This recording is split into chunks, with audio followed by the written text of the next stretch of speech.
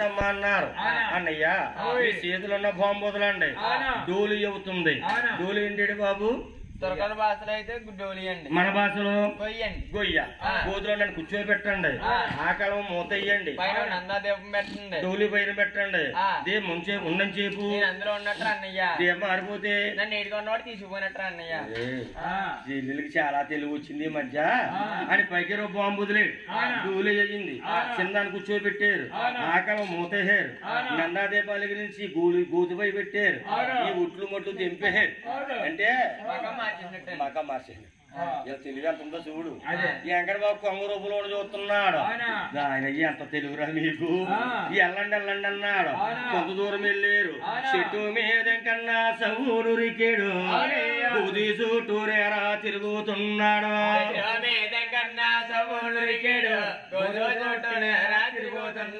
కుమారు తిరిగారు, ఈ మేసిన దానా నల్లగా ఉన్నాడా, పక్కన 10 సుక్కలున్నాయా, ఎంత అందంగాని ఎండగారులకు చెప్పేవు. కలిసి ఈసారి నీ తాత పెద్దల్ని ఎవరు రక్షిస్తాడో అని ఎడంకాలతో తన్నాడండి. ఈ కప్పు వెళ్ళిపోయి కాళాత్రి బయలు పడిపోయింది. దగ్గరలో ఉంటుంది కాళాశ్రీ. చిందాడు ఎడచేరు ఎక్కడి పైకిలాగా తీసేయడు. చిన్నదాన వంకాయ పదహార బదులేదు కోచి చెప్పావు కలిసి ఈసారి అని నాయన చిన్నదానికి కొత్తగా పేరెడుతున్నాడు. నువ్వు తల్లిదండ్రులు ఏ పేరెట్టారో నాకు తెలదు, అన్నగారు ఏ పిలుస్తారో నాకు తెలదు. ఈ భూమిలో దొరికేవే భూమి కూతురువు, గోబమ్మ నీ పేరు కొత్తగా పెట్టి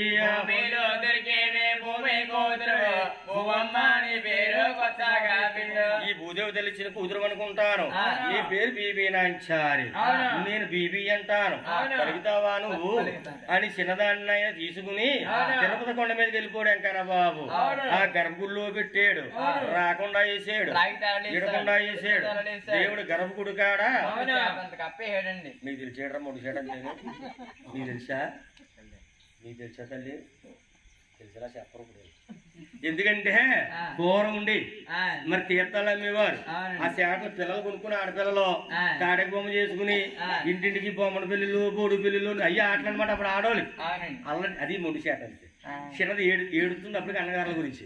ఇది ఎలాగుంటే మళ్ళీ వాళ్ళు వింటారని ఈ ఆడకుండా నూరు కట్టేయడం కదా బాబు. పెట్టకోవడం చూస్తున్నాడు. ఏ పెట్టకోవడం ఎందుకు ఎక్కాడంటే ఒక్కొక్కరికి ఈ ఏనుగుల బలమంట పగిరి పంచాలి. ఏ పక్కన చూసి ఎలక్కైన బాంబు వేసినా పూల కొట్టేస్తారు అని వెంకట బాబు చూస్తున్నాడు. ఇలాగా పగిరి పంచాలి. చెల్లులు ఉండే గోతుకాడికి వచ్చారు. గొయ్యి ఎలాగుంది, కాటి మట్టి తీసిన పాత్ర గొయ్యి లాగుంది. ఒరే చిన్నయ్యా చెల్లెలు ఎంత మొర పెట్టా అలకించలేదు. వెంకట బాబు తీసుకుపోయాడు. వాడు గుళ్ళు పూల కొట్టాలి అని పరుగు పరుగు వస్తున్నారు. ఎలా నాయనా వాళ్ళు పళ్ళు పడపరు కొరికే పట్టిగోపాలయ్యా, ఎర్రన నేత్రాలు ఎచ్చుగోపాలు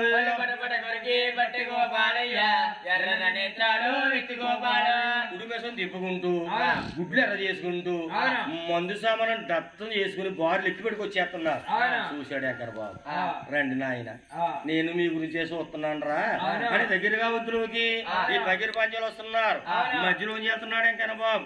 వీళ్ళు ఏమనుకున్నారు తెలుసా, వీడెవడో ముసలి ప్రేమలు వస్తున్నాడు, మన గాలి చూకిందంటే ప్రాణం వదిలేస్తాడు. కాశీలో గోమాతను చెబితే అంత పాపమో అంత పాపం చుట్టుకుంటాదని ఈ పగిరి పంచల సైడ్ ఇచ్చారు. స్వామి వెనక తిరిగి చూశాడు. ఒరే మనవల్లారా, ఏ ఊరు మనవాళ్ళు ఏ పల్లి మీది గారేద పొచ్చేరా ఇందొచ్చినారు.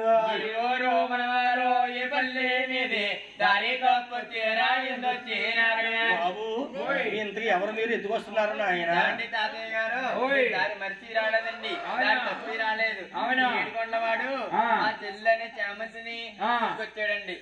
చెల్లి కోసం వస్తున్నామండి. ఓహో మీ చెల్లిలా గుళ్ళో ఉన్నదే, మీరు గుళ్ళు కూల కొడతారా? కలిపేస్తాం. గుళ్ళు కూల కొడితే మరి మీ చెల్లెలు చనిపోతుంది కదా. ఆయన పని చేయండి, నేను ఎవరినో తెలుసా మీకు? మీకు తెలియదు.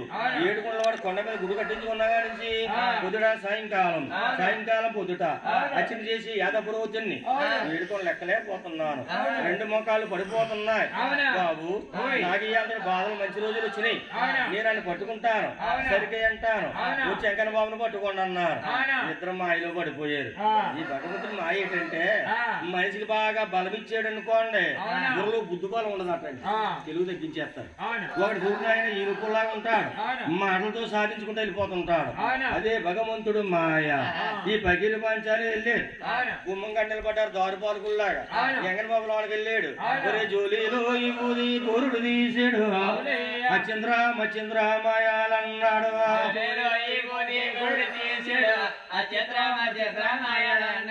ఎప్పుడైతే గోరుడి తీసి పైకి వెళ్ళాడు, ఒరే సరికయ్య అన్నాడని